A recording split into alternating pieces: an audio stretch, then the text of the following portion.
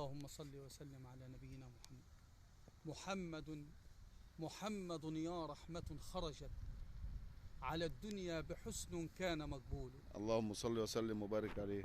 يعني اسمح لي اقطع عليك الحديث. اتفضل يا استاذ. اسم حضرتك ايه؟ انا اسمي احمد ابراهيم سيد مرسي.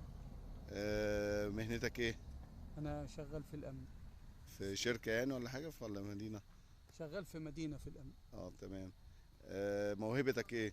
موهبتي شعر، بكتب شعر.